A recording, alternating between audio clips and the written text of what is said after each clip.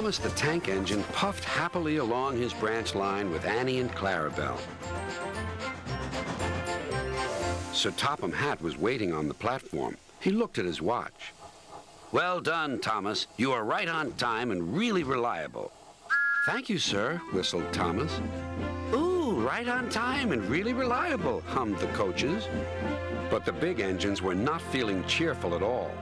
"Where's Percy?" mumbled Henry. "He's supposed to fetch our coaches."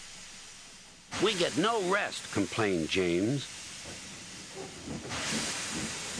He edged angrily onto the turntable and spoke rudely to Henry.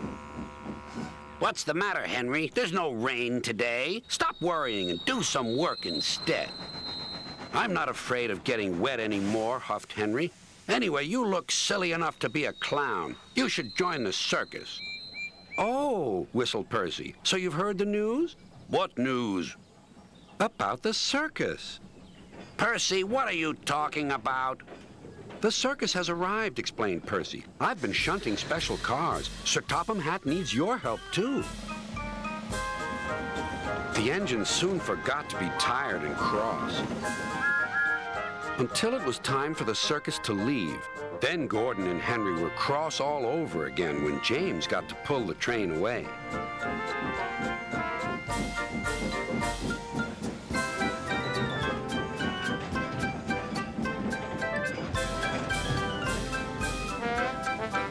A little later, Sir Topham Hatt returned. "Come along, Henry. A tunnel is blocked down the line. You must take some workmen to investigate."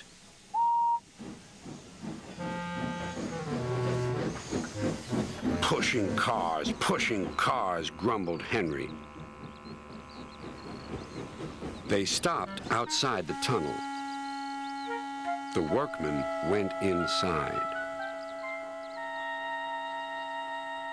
It was very dark and quiet, but not for long. "Help!" shouted the workmen, and they ran out. "We started to dig at the block, but it grunted and moved," one said. "Rubbish," said the foreman. "It's not rubbish. It's big and alive. We're not going in there again." "Right," said the foreman. "I'll ride in the cars and Henry shall push it out." "Wheesh," said Henry unhappily. He had been shut in the tunnel for being afraid of the rain, but this was worse. Something big and alive was inside. "Peep, peep. I don't want to go in." "Neither do I," said his driver, "but we must clear the line." "Oh, dear, puffed Henry.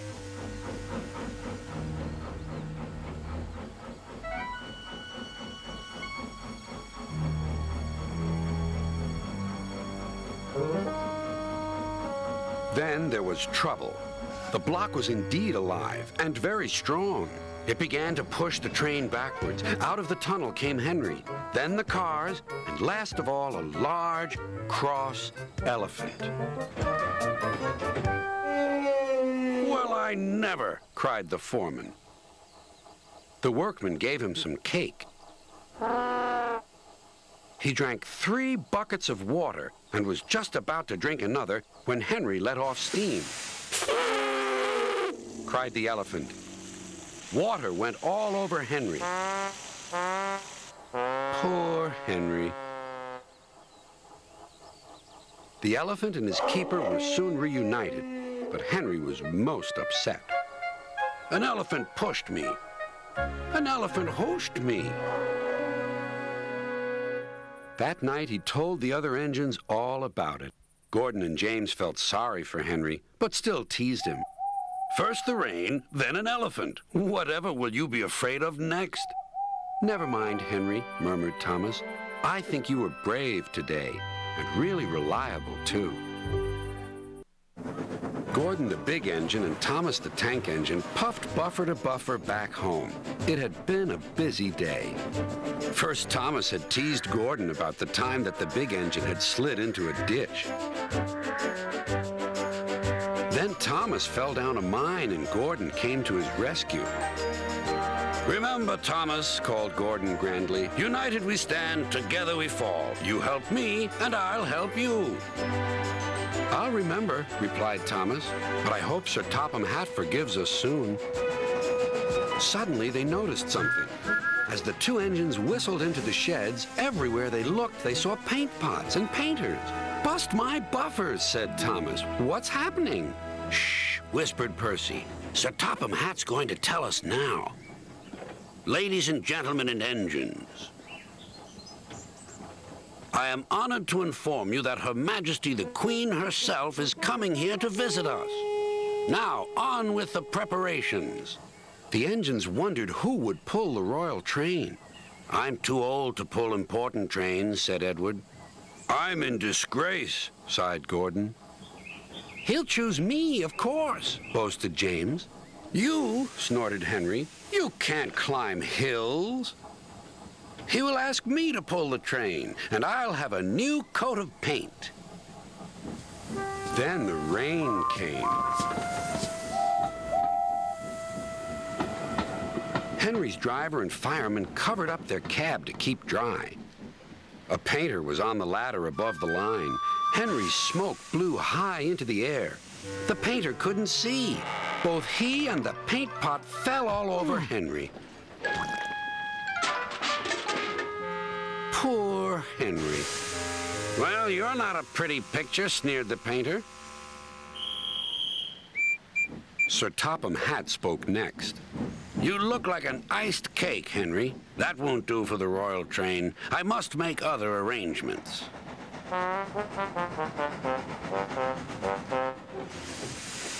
Gordon and Thomas were waiting for him.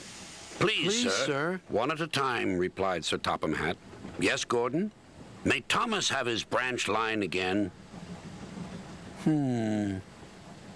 "I think you are both sorry and deserve a treat. Edward will go in front to clear the line. Thomas will look after the coaches, and Gordon will pull the train." The great day came. All the engines worked hard, bringing people to the town.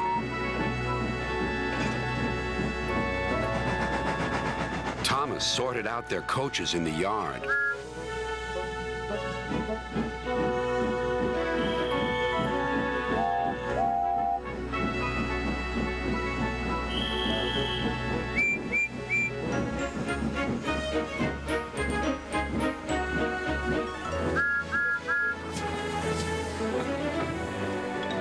Edward steamed in. "Beep! The Queen is here!" Then Gordon whistled as he approached the station. Everyone knew that sound. The Queen's train glided into the station. Gordon was spotless and his brass shone brightly.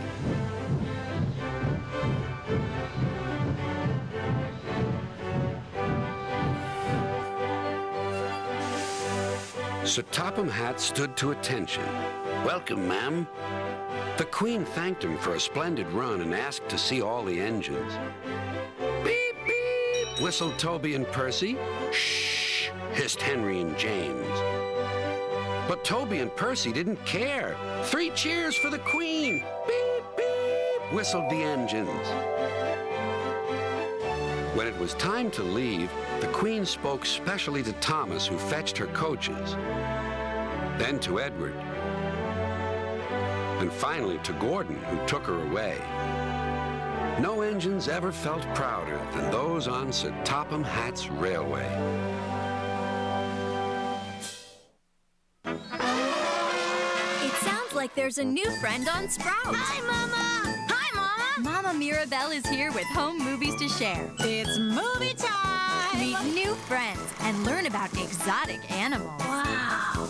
And have a Sprout-tastic time down on the savannah. Let's play! Whether you swing, swoop, or slither, come along for Mama Mirabelle's home movies every day on the Sprout Channel. See you on the savannah. Toby the tram engine has cowcatchers and side plates. They help to prevent animals from getting hurt if they should stray onto the line.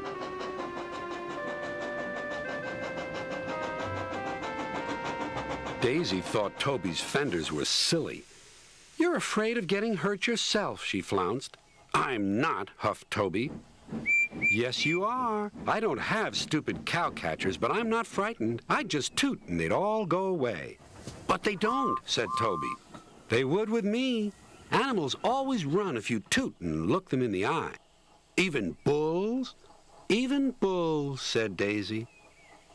Daisy had never met a bull, but she purred away quite unconcerned.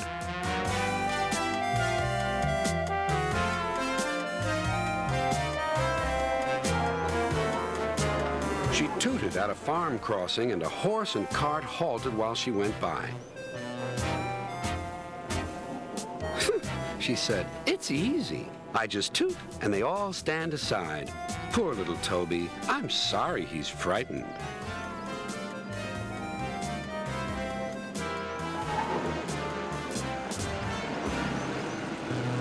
At the next station, a policeman was waiting. "There's a bull on the line," he warned. "Please persuade it to return to the farmer." Daisy was excited. Now, she thought, I'll show Toby how to manage bulls. Champion isn't really a fierce bull, but this morning he was cross. He'd strayed from his field, crashed through a fence, slithered down a slope, and now he didn't know where he was. Suddenly, he saw some grass. "Now for my breakfast," he thought.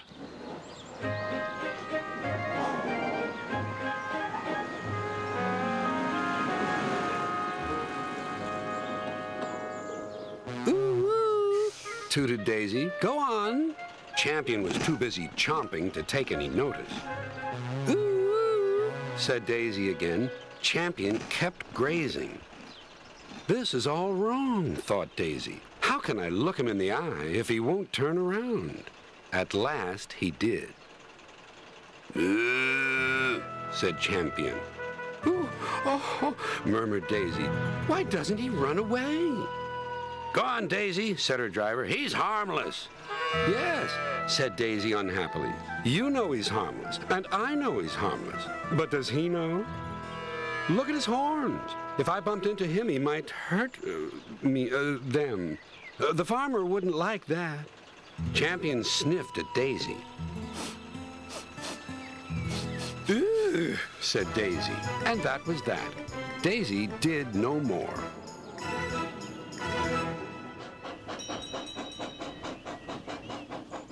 Toby was bemused and amused to see her back in the station so soon.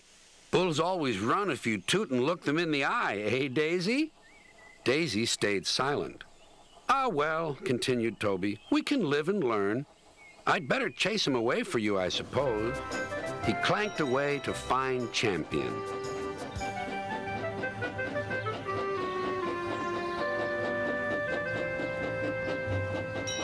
Toby's bell rang and his whistle sounded, but Champion took no notice. Then Toby whooshed loudly. That did the trick. Toby whooshed a little more. And now, breakfast over, Champion chuntered away to join the farmer. Daisy was feeling exhausted. She was glad when her day's work was over. Some boys were on the platform. "Look, Daisy," one teased, "I've got some sweets. They're called bullseyes." "I like them. Do you?" "Ah, keep your old bullseyes." And Daisy scuttled to her shed.